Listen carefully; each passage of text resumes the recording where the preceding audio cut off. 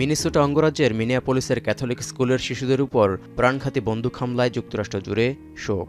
আত্মঘাতী বন্দুকধারীর গুলিতে নিহত ৮ ও ১০ বছর বয়সী দুই শিক্ষার্থীর স্মরণে মোমবাতি জ্বালিয়ে শোকসভা করেছেন দেশটির আইন প্রণেতারা। গির্জায় গির্জায় চলছে প্রার্থনা। শোক বার্তা পাঠিয়েছেন ক্যাথলিক খ্রিস্টানদের প্রধান ধর্মগুরু পোপ চতুর্দশ লিও। নিহতদের সহপাঠী ও স্বজনদের চোখে বিষাদের অশ্রু। ঘটনার ভয়ঙ্কর পরিস্থিতির কথা তুলে ধরেছেন গুলির নিশানা থেকে বেঁচে ফেরা পঞ্চম শ্রেণীর এক শিক্ষার্থী।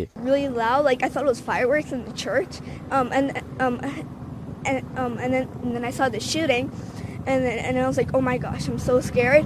And so a teacher lead me downstairs to the preschool classroom. 19 হতাহতের প্রতি রাষ্ট্রীয় সম্মান জানাতে 31 আগস্ট পর্যন্ত জাতীয় পতাকা অর্ধনমিত রাখার নির্দেশ দিয়েছেন মার্কিন প্রেসিডেন্ট ডোনাল্ড ট্রাম্প। এরপর স্থানীয় সময় বুধবার থেকেই হোয়াইট হাউস সহ পুরো যুক্তরাষ্ট্রে জাতীয় পতাকা অর্ধনমিত রয়েছে। গ্রীষ্মের ছুটি শেষ হওয়ার দুদিন পর 27 আগস্ট স্কুলটির জানালা দিয়ে গুলি চালানোর পর হামলাকারী আত্মহত্যার ঘটনায় চাঞ্চল্যকর পরিস্থিতি তৈরি হয়েছে। পুলিশ জানিয়েছে 23 বছর বয়সী হামলাকারীর নাম রবিন ওয়েস্টম্যান। আদালতের নথি অনুযায়ী 2020 সালে রবার্ট ওয়েস্টম্যান থেকে নাম পরিবর্তন করে রবিন করা হয়েছিল, তবে তার বিরুদ্ধে অপরাধমূলক কোনো রেকর্ড নেই। এ অবস্থায় আত্মঘাতী বন্দুক হামলার রহস্য উদ্ঘাটনে যুক্তরাষ্ট্রের কেন্দ্রীয় গোয়েন্দা সংস্থা FBI তদন্ত শুরু করেছে। That coward has been identified as 23-year-old Robin Westman. No prior criminal history. There was a rifle, a shotgun, and a pistol. All three had been lawfully purchased by the shooter. আত্মঘাতী হামলার আগে ওই বন্দুকধারী একটি YouTube চ্যানেলে দুটি video post করেছিল।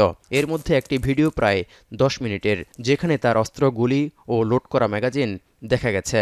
ঘটনার পর ভিডিওগুলো ইউটিউব চ্যানেল থেকে সরিয়ে ফেলার কথা নিশ্চিত করেছে পুলিশ।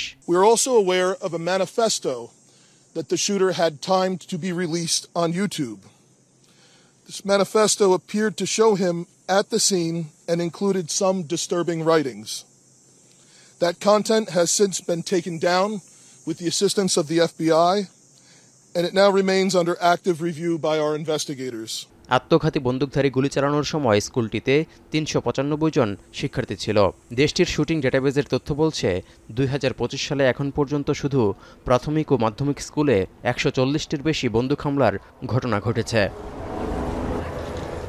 তৌহিদুর রহমান, এখন বিশ্ব।